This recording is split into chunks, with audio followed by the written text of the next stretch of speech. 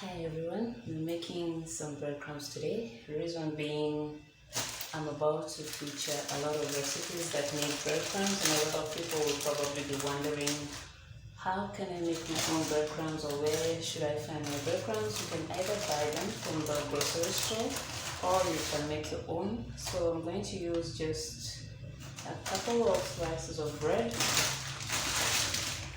I'm not brand specific, just any type of bread will do. It could be white, it could be brown. So I'm going to chop this into pieces first.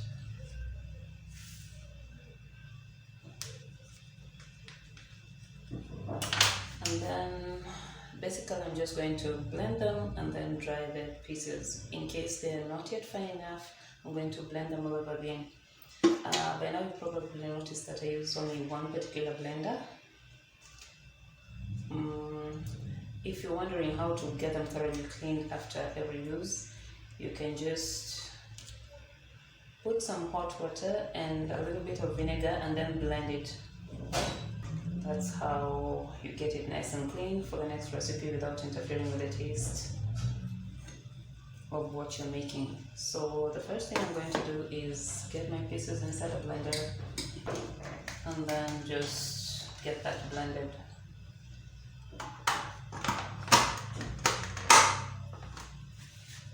We're going to dry this by frying them in the pan. Some of the uses of breadcrumbs include your chicken nuggets, your chicken,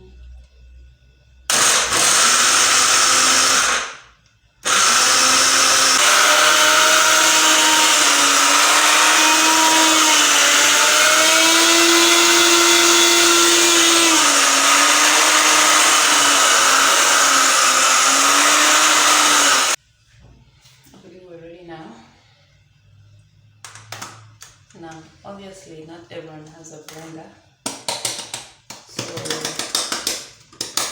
at Simplified recipes we always have a solution for the person who doesn't have what we're using. In such a scenario, you're going to just toast your bread and then leave it out in the open to dry, and after that you're going to put it in a Ziploc bag, the same that you use to put your food in the refrigerator. And then you will have to hammer it with either your rolling pin or your kitchen mallet. Any will do. So this is what we have so far. We are just going to dry that on our pan to create our breadcrumbs. If ever you found yourself wondering why this step is necessary, considering these are already breadcrumbs, it's really important to dry them. I already tried using them the way they are, and it doesn't work as well as it does when the crumbs are dry. And the process of taking out the moisture also helps it to last a little longer than just a few hours, because when you're having them in storage ready for use, you will more than likely need to preserve them, and they do quite well without any preservative. So that's why this particular step is crucial. I'm using very low heat because I do not want them to brown so much. I just want to make them dry. If they turn brown, then I prefer a very light shade of brown, because when I'm using them for either the chicken nuggets or the chicken, I will more than likely need to refry, and that process also makes them a deeper shade. So by the time I'm done cooking whatever I'm using the breadcrumbs for, you'll notice that the shade has gone 2 to 3 shades deeper. Meaning if they're dark brown at this point, by the time you're done preparing whatever you're using the breadcrumbs for, they'll look as if they're burnt, even if they're not. So we keep turning. That's just to make sure that we don't have others turning dark brown while others are still full of moisture. This is pretty much the process. You just keep turning them until they're dry. However, if this process is a little too tedious for you, just go to the store and buy some breadcrumbs. Then again, the advantage of making your own breadcrumbs, you'll not be wondering how long those breadcrumbs have been at the store, because you know exactly when you made yours. How do you know that they're dry? You will know they're dry because one, you'll be able to hear the sound they make in the pan. That sound. And two, you'll be smelling some toast. So we're going to turn that off. And then finish up with just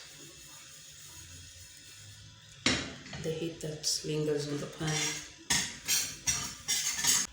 I eventually chose to let my breadcrumbs cool on the plate just to make sure they're not cooking any further. And this is what we have come up with. You can see it's a nice shade of golden brown.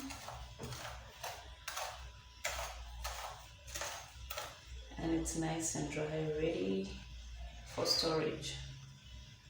So once the cooling process is done, you can just get that into any airtight container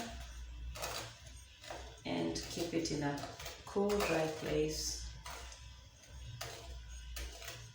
It has to be airtight so that it doesn't become soggy. I'll just pour it in.